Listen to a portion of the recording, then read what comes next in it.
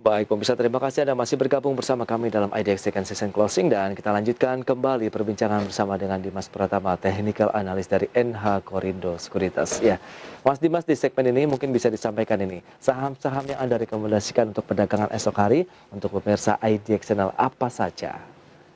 Oke, yang pertama dari Big Bang ya, dari BBRI Hmm, ada potensial rebound yang cukup menarik, di mana oke. saat ini BBRI close di 3660, selama dia di atas 3620 ada potensi rebound ke 3790. Jadi saat ini menarik, bisa diperhatikan.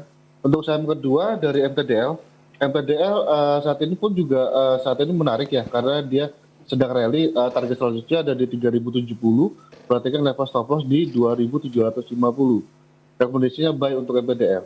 Nah, untuk selanjutnya dari sektor konstruksi, Waskita Karya saat ini terbentuk ini ya, bullish engulfing, di mana ada indikasi penguatan lanjutan paling nggak di 920 dengan level stop loss perhatikan di sekitar 820. Jadi masih ada potensi kenaikan untuk saham-saham konstruksi. Selanjutnya untuk yang terakhir ada Antam dari sektor komoditas. Antam ini cukup menarik karena potensi yang terjadi penurunan 2 hari terakhir ini Hmm. nampaknya sudah mulai terbatas dan ada peluang untuk rebound, di mana kemarin berhasil menutup gap ya, dan ada indikasi dia balik lagi paling nggak di 2630 untuk level target stop lossnya di 2450. Jadi bisa perhatikan saham-saham tersebut. Baik, lebih kepada untuk trading jangka pendek atau bagaimana nih? BBRI, MTDL, Waskita Karya, kemudian Antam. Iya, untuk Hmm. semuanya untuk trading jangka pendek 2 jam, Mas. Kenapa? Karena masih ada tahanan-tahanan ya, nampaknya masih perlu ganjelan untuk kenaikan lebih lanjut. Jadi namun kalau untuk sifatnya untuk long term sebenarnya valuasinya masih cukup murah sekali untuk saham-saham tersebut seperti itu. Oke. Dan bicara mengenai hari ini groundbreaking dari pembangunan pabrik ya, industri baterai di tanah air untuk kendaraan listrik, apakah ini menguntungkan untuk emiten-emiten yang memang akan menjadi salah satu penyuplai bahan bakunya? Ya, ini sentimen positif, kita tahu dari pabrik, untuk mobilitas sendiri ini juga pasti juga akan meningkatkan permintaan untuk baterainya sendiri ya. Kalau kita tahu permintaan global pun juga sudah cukup naik signifikan, dan ini juga membuat harga nikelnya juga terkerek naik. Dan ini sering dengan harga komoditas yang terus naik masih akan terapresiasi kenaikan harga, dan ini juga pasti memberikan sentimen positif untuk saham-saham komoditas seperti Inco dan juga Antam.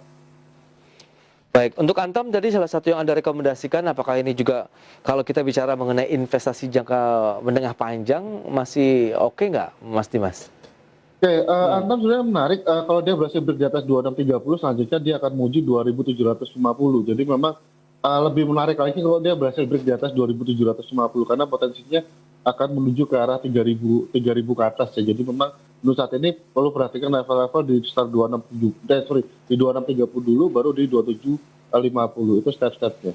Baik, itu dia. Bisa menjadi pilihan investasi untuk perdagangan esok hari. Ada Bank BRI, MTDL, kemudian Waskita Karya, dan juga Antam. Baik, kita akan lanjutkan kembali untuk menjawab pertanyaan dari pemirsa yang sudah masuk kembali nih, Mas Dimas. Sekarang kita lihat dari Pak Marcel dari Denpasar ini. Selamat sore, Pak Marcel.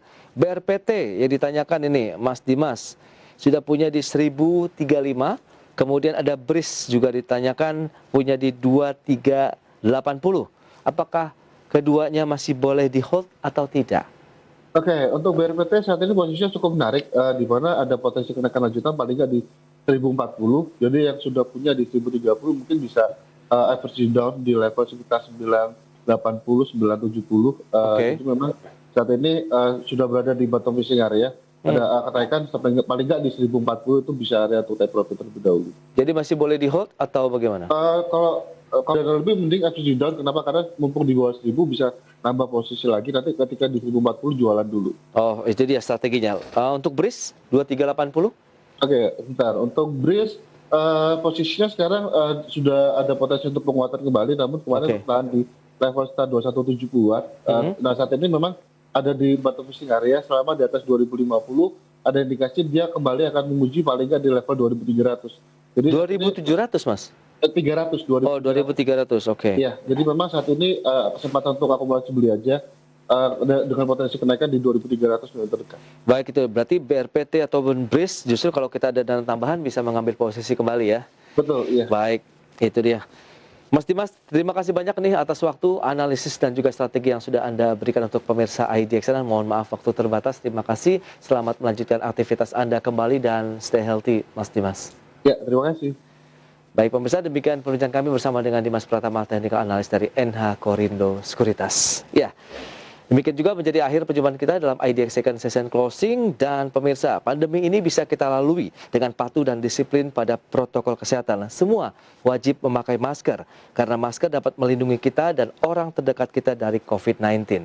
Gunakan masker secara benar dan ajak keluarga serta orang sekitar untuk melakukan hal yang sama.